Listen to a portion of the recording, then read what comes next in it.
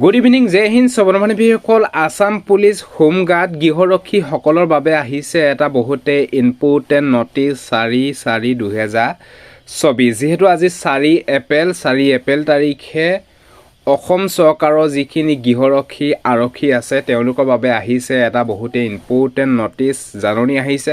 আৰু সেই জাননীখনত কি লিখা আছে ভিডিঅ'টোৰ জৰিয়তে ফুল ইনফৰ্মেশ্যনৰ আকাৰে ডিটেইলছবিলাক মই আপোনালোকক জনাবলৈ বিচাৰিছোঁ। সব ভিডিঅ'টো সম্পূৰ্ণৰূপে চাই থাকিব। আৰু যদিহে আপোনালোকে আমাৰ চেনেললৈ প্ৰথমবাৰ কাৰণে আহিছে তেতিয়াহ'লে চেনেলটো ছাবস্ক্ৰাইব কৰি ল'ব। আৰু যদিহে আপোনালোকে আমাৰ টেলিগ্ৰাম বা হোৱাটছআপ গ্ৰুপত যদি জইন হ'ব বিচাৰে তেতিয়াহ'লে ভিডিঅ'ৰ ডেছক্ৰিপশ্যনত আমাৰ টেলিগ্ৰাম এণ্ড হোৱাটছআপ গ্ৰুপৰ লিংক দিয়া আছে, গৈ পিনে আপোনালোকে জইন হৈ ল'ব পাৰিব।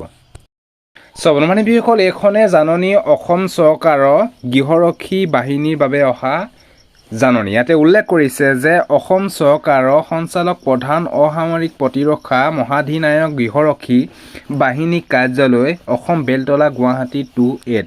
জাননী আজি আহিছে 4 এপ্ৰিল 2024।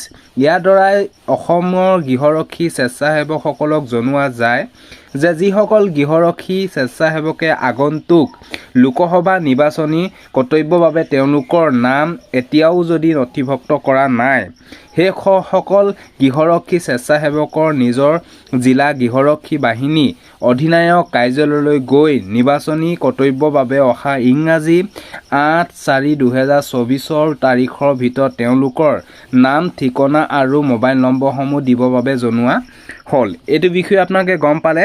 যিসকল গৃহৰক্ষী বাহিনী আছে তেওঁলোকৰ যি লোকসভা ইলেকশ্যন হ'ব, সেই ইলেকশ্যন ডিউটিৰ বাবে তেওঁলোকৰ যি নাম, ঠিকনা আৰু মোবাইল নম্বৰসমূহ দিবলৈ 8/4/2024 8 এপ্ৰিলৰ ভিতৰত তেওঁলোকৰ নাম, ঠিকনা আৰু মোবাইল নম্বৰসমূহ দিবৰ বাবে জনোৱা হ'ল। এইটো বিষয়ে আপোনালোকে গম পালে। আৰু লগতে ইয়াতে উল্লেখ কৰিছে যে নিৰ্বাচনী কৰ্তব্য পালন নকৰা গৃহৰক্ষী স্বেচ্ছাসেৱকে পৰৱৰ্তী সময়ত তেওঁলোকৰ গৃহৰক্ষী প্ৰশিক্ষণৰ প্ৰমাণপত্ৰসমূহ নৱীকৰণৰ বাবে কৰা আবেদন গ্ৰহণ কৰা নহ'ব। পিছত যদি আপোনালোকে এই লোকসভা নিৰ্বাচনত গৈ পিনে যদি আপোনালোকে ইলেকশ্যন ডিউটি নেমাৰে তেতিয়াহ'লে আপোনালোকক পিছত আপোনালোকৰ নৱীকৰণৰ বাবে কৰা আবেদন গ্ৰহণ কৰা নহ'ব বুলি ইয়াতে উল্লেখ আছে। আৰু লগতে ইয়াতে উল্লেখ কৰিছে যে ইয়াৰ উপৰিও যিসকল গৃহৰক্ষী স্বেচ্ছাসেৱক বৰ্তমান কৰ্তব্যত আছে, যিসকল গৃহৰক্ষী কৰ্তব্যত আছে তেওঁলোকৰ মোতায়েন হৈ আছে আৰু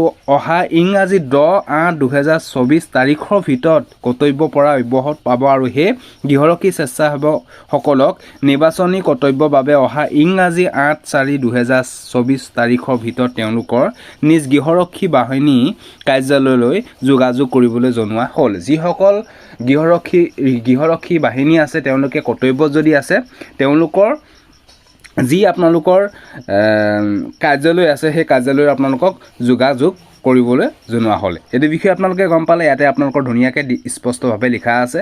যদি আপোনালোকৰ ঘৰত কোনোবা দেউতা বা দাদা যদি অসম চৰকাৰৰ যি গৃহৰক্ষী বাহিনীত যদি আছে তেতিয়াহ'লে আপোনালোকে ভিডিঅ'টো তেওঁলোকক কৈ দিয়ক। আৰু লগতে এইখন স্ক্ৰীনশ্বট মাৰি ল'ব। এইখন ধুনীয়াকৈ আপোনালোকে এবাৰ ধুনীয়াকৈ পঢ়িব।